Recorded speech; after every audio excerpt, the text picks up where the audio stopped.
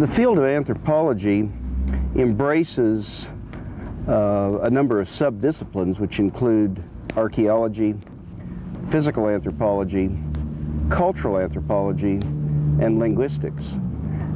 What we're looking at is the most holistic view of the human condition possible, from the biological evolutionary origins of who we are to the past living systems in prehistory to contemporary living systems, which is what cultural anthropology focuses on. And then linguistics is the subdiscipline that looks at how we develop the capacity for symbolic speech.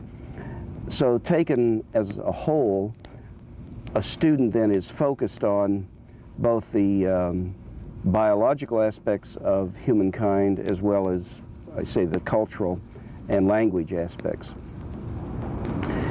Culture is a unique phenomena, unique to humans, and it's through culture that humans have developed the capacity to adapt themselves to the widest range of environments across several millions of years of time, and have come to populate all of the zones of the globe and have become actually one of the foremost predators that has ever existed.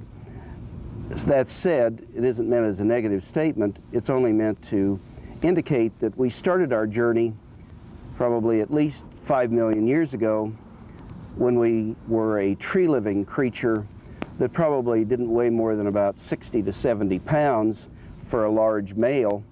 And from that humble beginning, gradually as climatic conditions globally were altered and as the situation for the overall environment changed, these creatures that were tree-living gradually came out of the trees.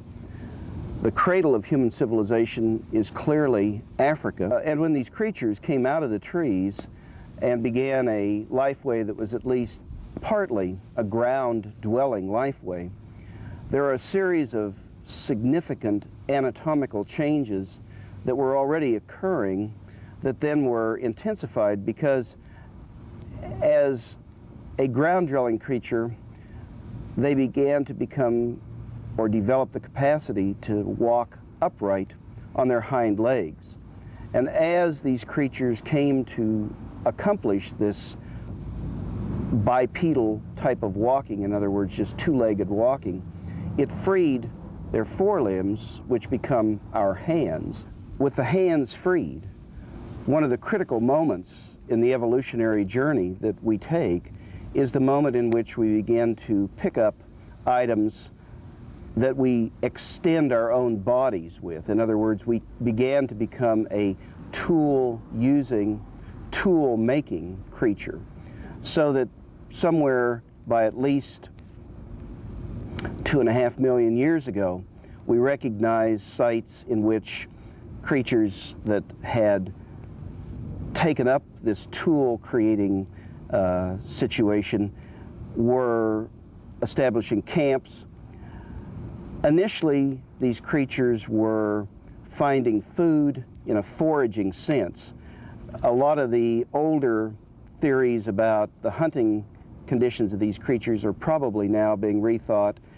We're now beginning to understand that in the early stages of the human evolutionary trek, we were probably a creature that went out and scavenged from kills of other animals or scavenged animals that had died from disease and so on, so that we really were not at that point in our evolutionary trek yet a fully accomplished hunting creature. In beginning to develop the tools, one of the critical pieces of knowledge that these Homo habilis came to have was the fact that by striking a rock against a rock, they could knock off extraordinarily sharp flakes, which allowed the production then of cutting edges that far surpassed any kind of rocks that were found in the natural environment.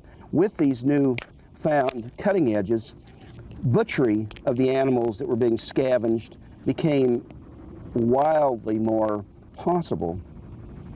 From that beginning, with the advent of tool making and tool using, the creatures took, in the evolutionary stages, moved from Homo habilis to what we know as the Homo erectus populations. Homo erectus first evolves in Africa, and then later, because of shifting land bridges created by glacial events and by lower sea levels and so on, ultimately the creatures leave the continent of Africa and move into Asia and spread throughout Asia, so that Homo erectus was established very well by 1 million years ago across the vastness of Africa and into Asia. One of the very critical tools that humankind brings into its fold during the period of Homo erectus, probably at least by 1 million years ago, is in fact that which is in front of us, fire.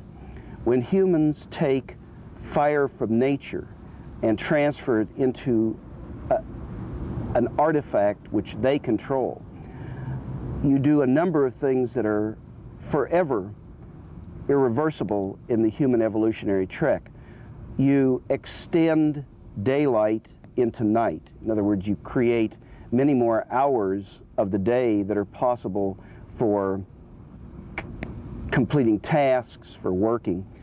Fire allows these creatures to move into zones that previously would not have been able to be occupied due to the harsh temperatures. In other words, fire takes man into the colder and colder climes throughout the old world.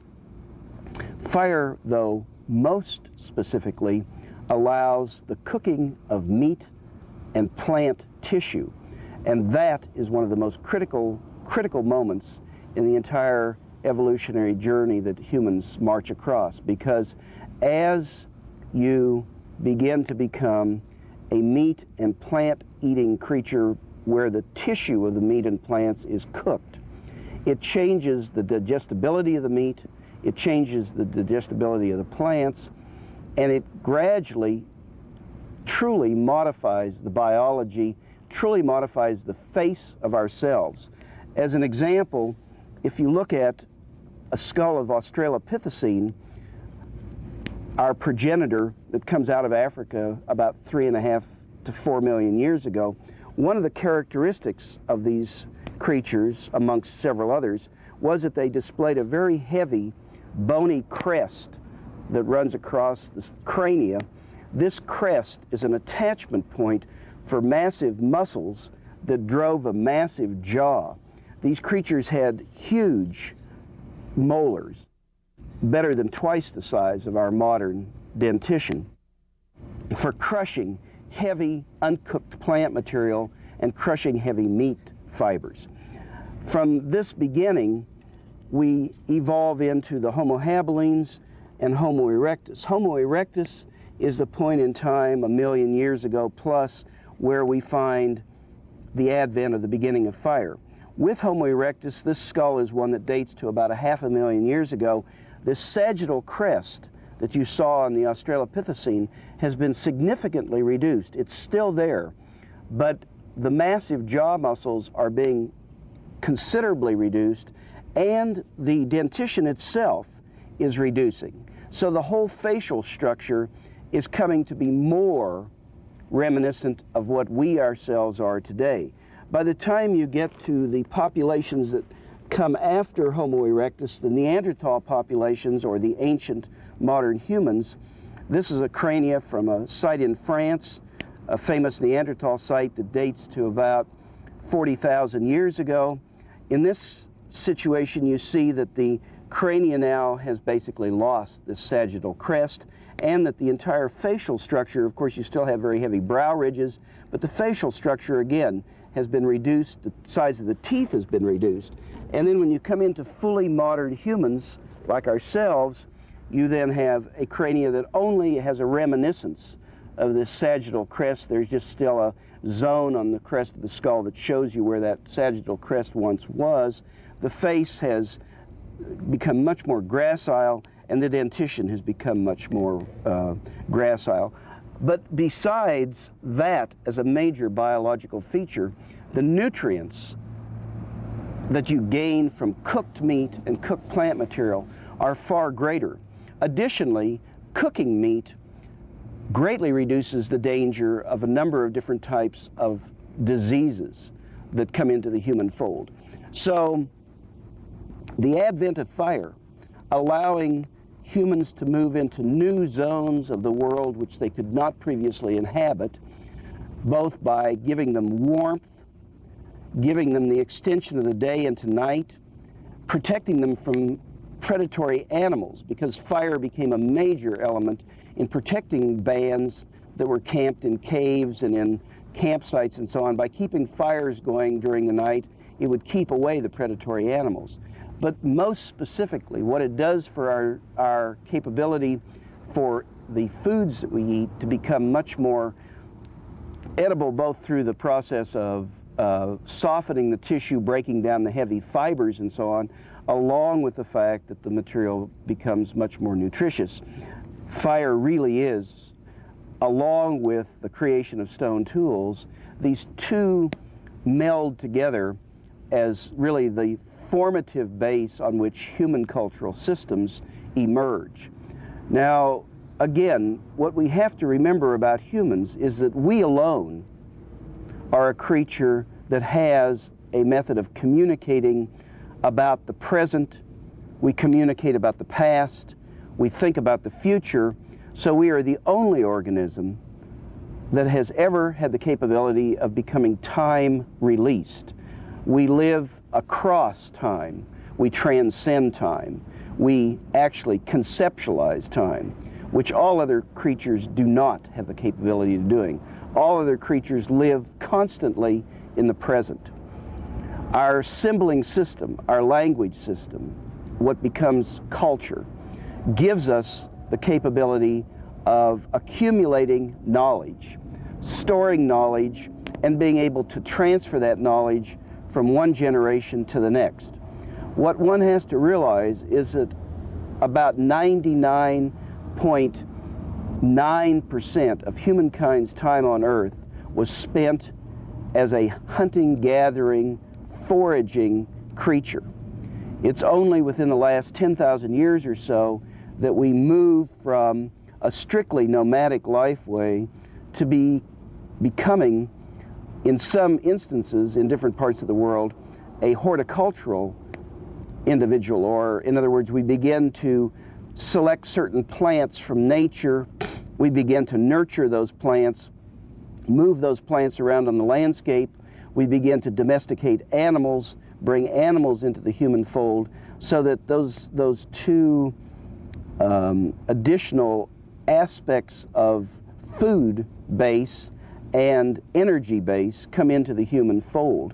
But even after some groups become horticulturalists or ultimately agriculturalists, we still remain, for many of the peoples throughout the world, in a nomadic type of lifeway.